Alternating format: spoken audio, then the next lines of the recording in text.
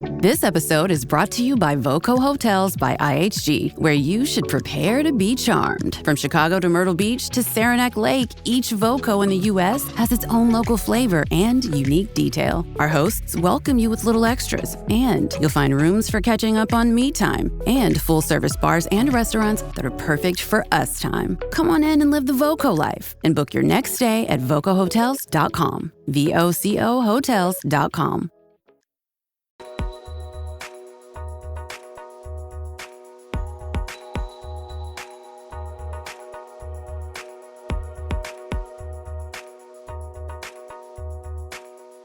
Welcome to this breaking news episode of the Inside Job Boards and Recruitment Marketplaces podcast. I am Stephen Rothberg with College Recruiter Job Search Site and one of your two co-hosts. We have a crowded room here today. Peter, good to see you. It's good to see you. I'm Peter Zollman of the AIM Group, and we're going to get right to it. We're not going to talk for 10 minutes about what we do.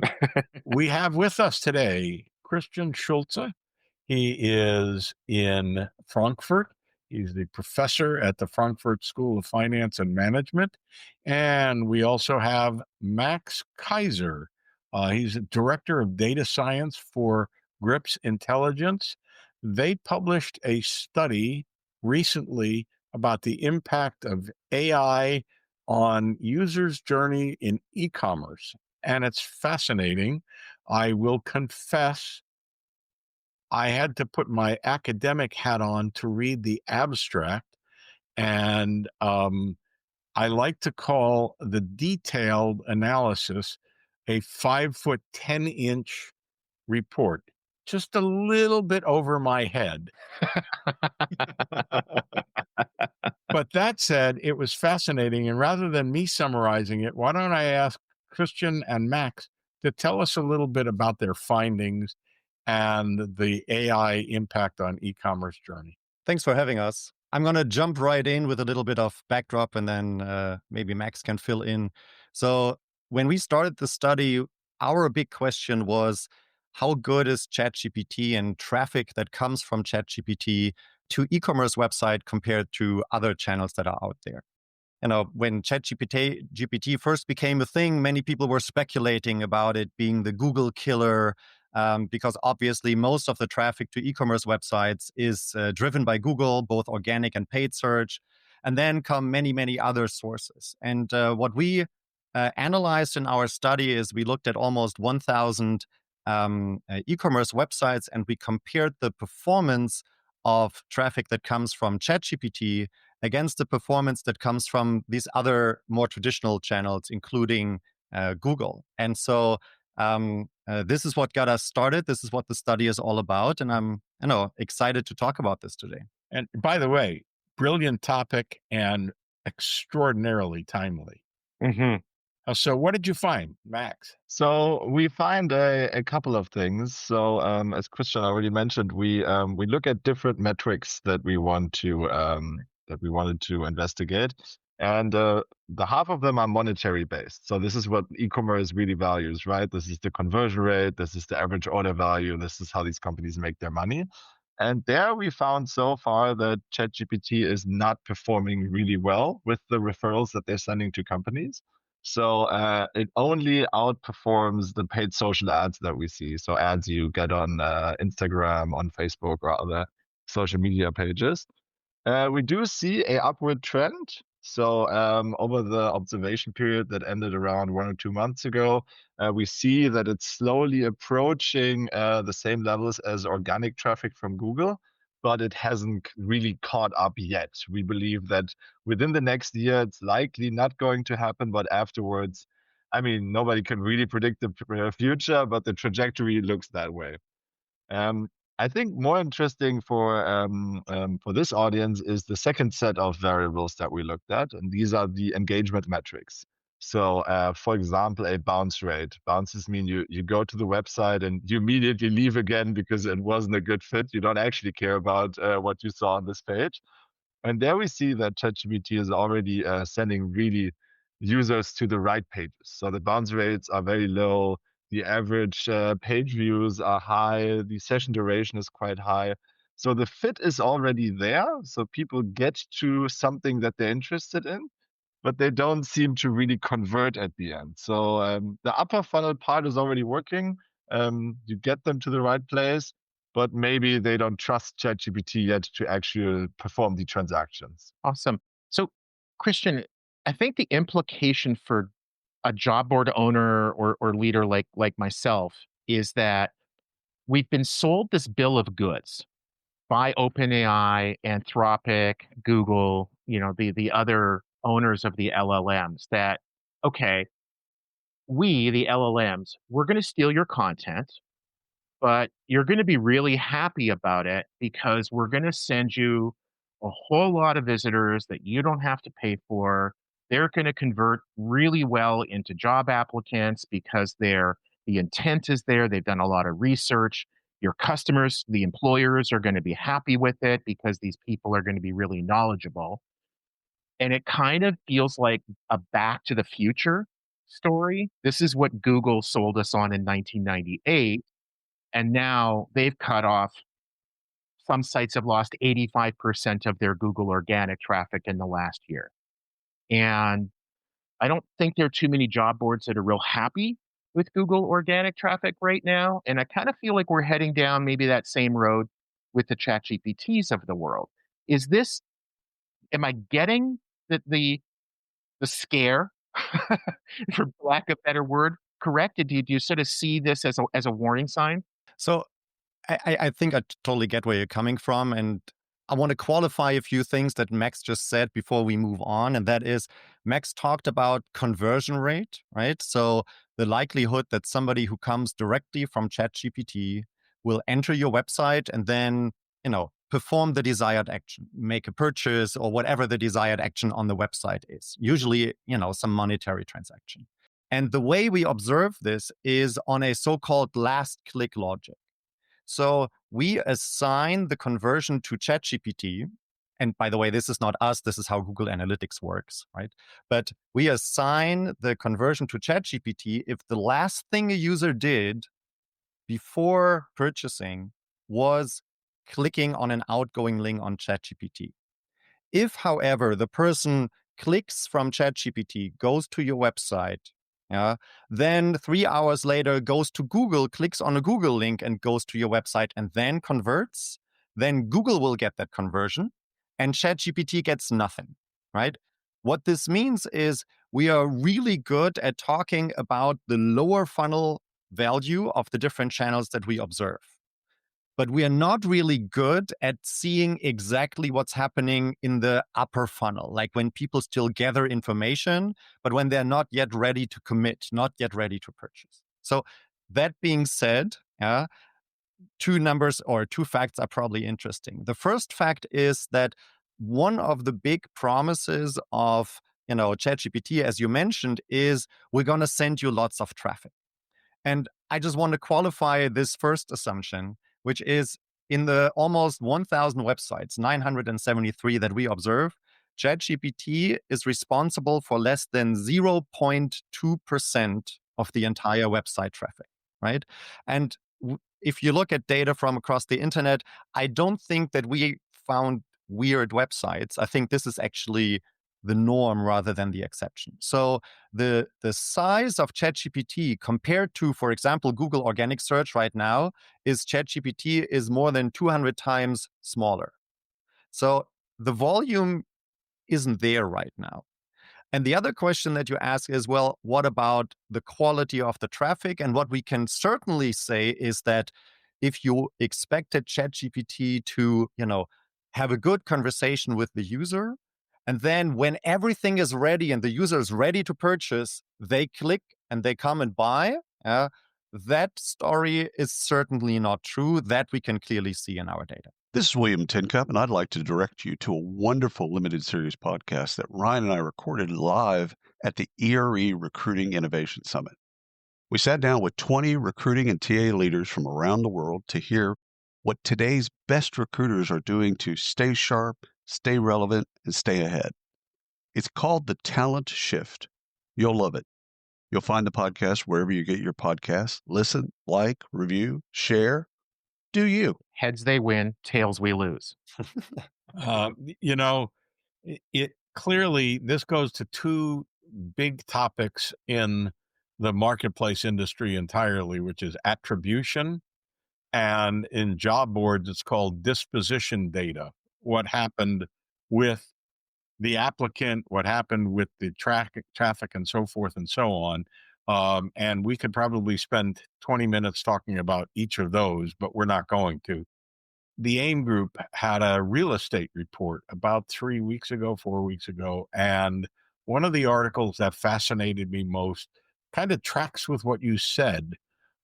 We spoke to 4 or 5 real estate marketplaces around the world, and they said tiny, tiny, tiny traffic, but that traffic is extremely engaged and is much more likely to take some sort of action.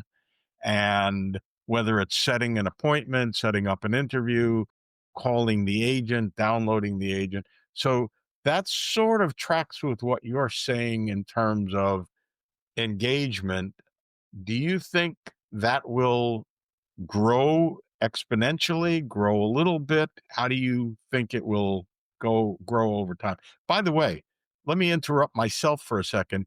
In the upper right-hand corner of the screen is come on, Stephen. In the upper right-hand corner. Oh, No, look at Max has Max. really got it. Yeah. Oh, over Max's shoulder is a For those QR. listening to the audio only versions, one of us pointed properly. There is a QR code that you can use to download their research report. It is interesting. It is fascinating. It is extraordinarily academic. But if you are a data scientist or if you are one of those folks, you'll definitely want to download it and read it and learn from it. And I'm sure they're planning a follow-up study in another year or so. Is that a good guess? Well, let's see how ChatGPT looks like in a year, right? But of course, we would just from a personal interest see how this evolves. Of course, we're super interested in So that. to people listening to the audio only version, I'll throw the link to the study into the show notes. And if you would like to pressure Christian and Max to do this work again in a year, put a comment in, maybe even a threat. And if you're listening to audio only, Google Christian Schultz, that Schultze with an E on the end, and Maximilian Kaiser e-commerce study, and I'm guessing it will come up. So there you go. Back to the real estate. Does that track with what you're seeing? So, in this very long research piece, if you wouldn't believe it, we actually have a page limit. So we wanted to put more into it, but we're not allowed to put more into it. In the appendix, you will find a sort of breakdown by the different categories that we observed. And you already see that we don't have a lot of job and career pages in our data set, but they already exhibit a share of ChatGPT traffic of 2%. So this is already 10x to the rest of the data that we observe. I don't think we have any real estate pages in our website because it's just too far away from our e-commerce interests here. But I would say, especially in these cases of information gathering, and I would say both the jobs and career market and the real estate, you're probably not going to really buy a real estate on like the same way you would buy a pair of new shoes online. But I guess the share of that is a bit lower. And I think definitely will see an increase there in traffic. The only thing I wanted to add is also there's of course the demand of consumers or researchers to look on these certain websites, but there's also the drive from OpenAI itself to make this a better system for this type of ChatGPT topics. For example, in e-commerce, they now introduced a agentic commerce protocol where they try to facilitate e-commerce websites giving their products into ChatGPT. And if they see a value in that, for example, for real estate, then they're probably going to do a similar system where it's basically not random or probabilistic how they gather this information, but real estate websites and job market websites can provide the information in a structured way. So it's easier for ChatGPT to digest. And this would certainly dramatically increase the traffic, I believe. So, Christian, just to quickly wrap up, because one of the things that I read, and I did read the entire report, by the way. So kudos to me. There may have been a whiskey Excellent. involved, but one of the things that I noticed is that you were very clear, I think, in several places about distinguishing between sort of where we're at today with the disparity versus where I think you speculated something like a year from now, if if the data kind of continues to converge at the rate it is, that in roughly a year, the conversion rate should be about the same. None of us have a crystal ball. Any reasons why, Christian, why you think that it's converging? This is a fantastic question. We have a long list of potential reasons. We don't know exactly what the reason is, but here are just a few thoughts. So one thing that's happening in parallel to the conversion rate from ChatGPT increasing is the average order value is decreasing. So this doesn't explain the entire effect, but obviously people's likelihood of making a purchase is higher for cheaper products. So part of the increase that we're seeing might be simply the results of people buying other products, or you mentioned trust earlier, people trusting ChatGPT with recommendations for cheaper products, but maybe not yet for more expensive products. So that's one explanation, but there are a long list of additional explanations. One is certainly consumer trust. Maybe consumers need more time to learn to trust recommendations from ChatGPT.